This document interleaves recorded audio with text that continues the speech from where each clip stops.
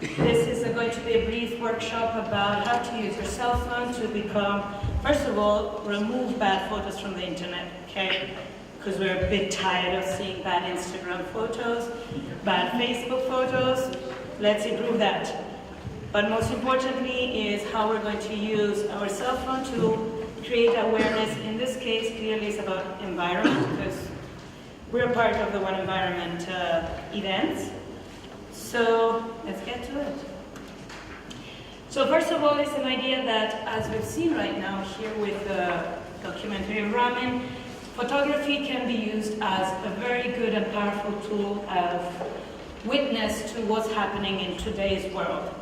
Let's not forget that Mother Earth is just one, and the more we destroy it, the more it just gets destroyed. It's not healing itself on its own.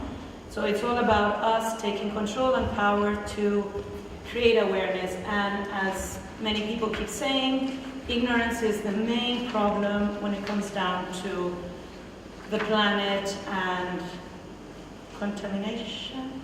Yeah, that's the correct word, right? Contamination.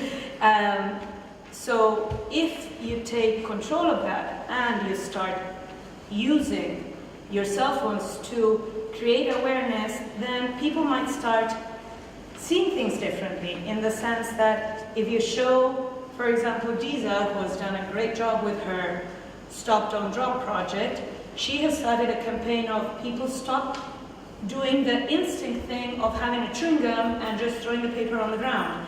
It is natural for most third world countries, because, you know, Europeans, the Northern Europeans, they're very good with that. But the non-Northern Europeans, we just get something, throw it on the ground, because we are not taught from a young age not to litter. And it's not so embedded. She has started this project, and it's crazy that everybody now has it in mind, bumper stickers, everything is just from the details. And if you start going around and seeing, for example, dumpsters, litter things, tag it. Take a photo. Don't just take your phone to show what you're eating at Salamander. That's okay if you want to do it, but try and use it beyond that. Get it into going around the city and saying there's this disaster, what's happening. At the end of this, I have here a lot of hashtags. For example, one of them is called Shall Know, which is the one that was created for the campaign awareness, to stop Shell doing what they're doing when it comes to drilling and really creating disasters to the environment. Clearly that is a bigger issue. I'm not saying go into that. But as that, there are every, small things that you can do within your community, from picking up things, taking photos of people littering, taking photos of what's there, showing it. The more you show it, the more people get to know. And then you have small people like Lisa, on her own, with a group of 5 people, get together and start saying, let's do something about this. And the more you show it, the more people will be involved. So that's the whole idea about this. There are a lot of famous photographers that do what's called environmental photography. One of the greatest one is Salgado, he became environmental photography after traveling the world, being a documentary photographer. He started this whole project that is, it's called Earth, I think, if I'm not mistaken. Yeah, I think it's called Earth, I forgot right now. And his photos are in black and white, because most of his, like 99% of his work is in black and white. He likes the medium of, not color distracting what you're seeing, which is a different view. You can use color or not color, that's up to you, each very personal. But he created this whole book and project about the world and about animals and about the landscape that is starting to fade away the more we use it and use it wrongly. That is one way, extremely high level of photography. I'm not saying go there, just examples. But then you have others that are, for example, we have Gary Brash here that I'm showing, who is showing the before and after of many places. And still today you can actually do it, because Abuja is a city that is actually growing, and more buildings are around, and therefore less trees are around. So you can actually even take that as it used to be, how it's now, record of the city, because people forget.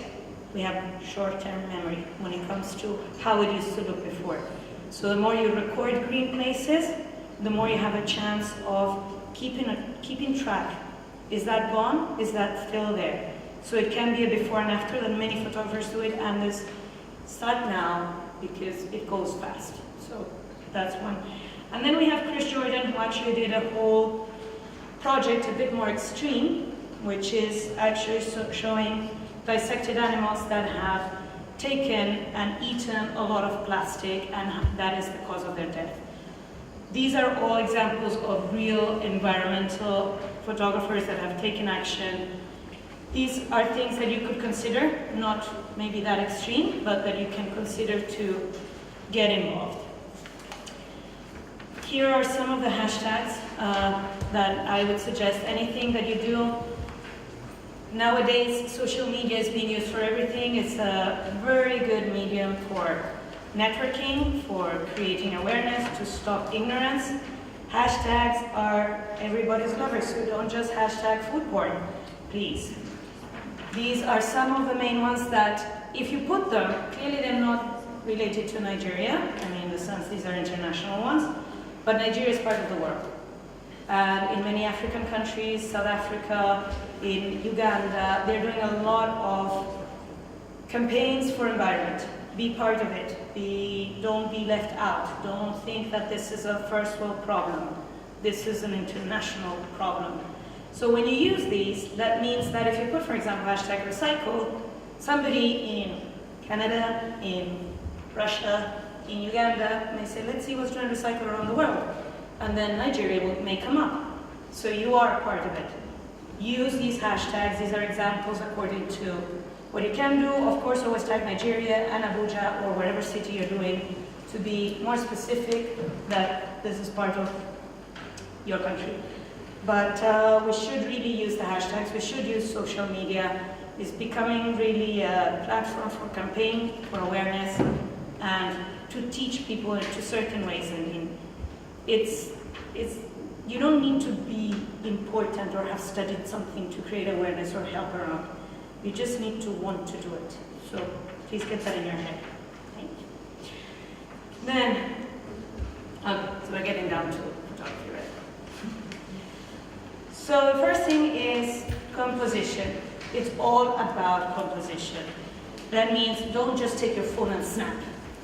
That's what you've been doing up till now, probably. Don't do that. Think, look. So there is this thing that is called KISS, which the actual translation is keep it simple, stupid, also known as more politically correct, keep it simple and straightforward. This was a term coined in the 70s by Kelly Johnson, a designer. This means keep photography simple. Whatever photo you're taking, don't make it chaotic. Don't put too many things. When you put too many things in that frame that you're doing, you lose track of what you want to show. People just get lost. Your eye goes to the message you're trying to portray. So say that you want to portray this, but you want a detail. Go in, go detailed. By far, you just see the whole thing and maybe you lose the detail of what you want to show. So let's say if this was trash, which actually is, but let's say if this was a landscape that you want to take and you're just trying to show trash that is down here, but you take it from here, you just lose that. It's too much information. Get close. Get there. Don't take it from far. I mean, from far you can, but that's depending on the message you're giving out. So it's all about the message. Think. Think what's the subject. Think what you want to say. Think how you want to portray it. People go, and the eye goes where you're showing it. It's very simple. You don't even think. When you look at an image, you don't think.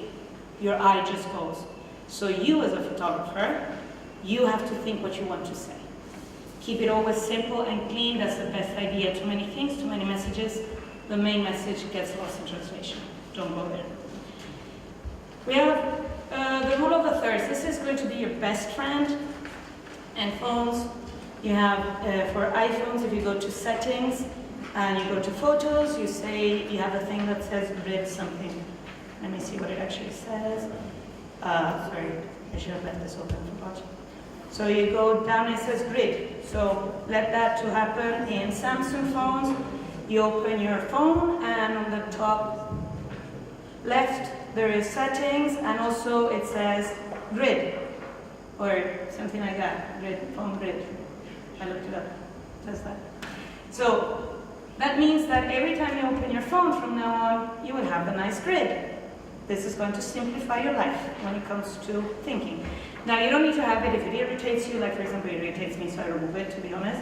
So if it irritates you and you remove it, just keep it in mind when you're taking a photo. The idea of this, and I've given samples here on my photos, is that when you cut an image vertically and horizontally, you create 4 points. These points are called power points. When an image is placed within those 4 power points, it's considered to be nicer because it's psychological. Okay? It's considered to be nicer because it creates asymmetry. When something is not asymmetric and is very symmetric, it becomes boring. It can be used, and that's fine, but it's according to your message. This is just a bigger view, okay? You all do what you want at the end of the day. But the idea is don't create a static, boring image. Put it in places where it off-balances, so that psychologically you will want to go there. Instinctively, your eye will want to go there, therefore it is more interesting. As you can see in these images, I put the grid here so that you can see the tree, for example. In this one, it falls perfectly on the line of the third rule, so that means that it's off balance. If it was in the middle, it would have been slightly boring and less interesting. Here, same with the girl, because this one is actually here falling on the line, it creates an off balance to the other side, and it's more interesting in that way, same as here. He's in the middle, but she's here. My focus was her, therefore that's the idea. Who's your focus? What are you putting in focus? Putting on that side. It doesn't always have to be this way. These are just rules, and they say get to know the rules to break them. But before you break them, really know them. That's always the best. So use this horizontally, vertically, try it. Because for example, if you take a photo and somebody's walking, you put him in the middle, that photo is dead, like dead. There's no walking, even if he's in motion, there's no walking, because he's in the middle. Put him at the beginning, walking in the frame. Put him this side, walking in the frame. Don't put him walking out of the frame like that.